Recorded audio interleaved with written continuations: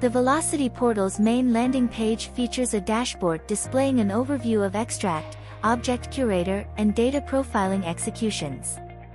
Upon accessing the extract run summary page, the user will encounter 5 main status bars showcasing the number of executions that have begun, are queued, in progress, have encountered errors, and are finished.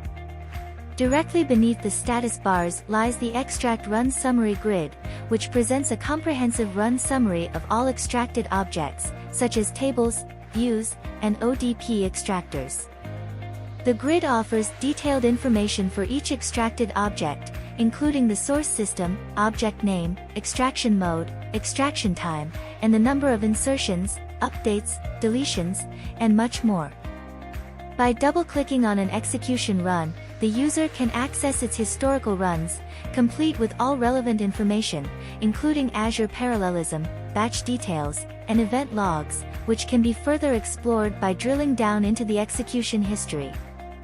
A sidebar appearing on the far left of the page provides access to other landing pages within the Velocity portal, including summary, configurations, and administration.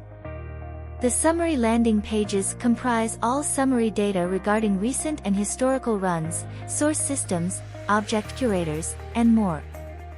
The configuration landing pages allow the user to establish new source and target connections, set up extract configurations, assign object curators, attach Databricks compute clusters, create schedules, and blacklist tables.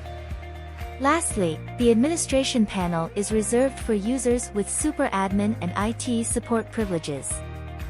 This section encompasses portal configuration and administrator-specific pages, such as the list of values, LOV, created for configuration purposes, user management for assigning access roles to various users, email groups, audit tables to monitor changes made by users, and many additional features.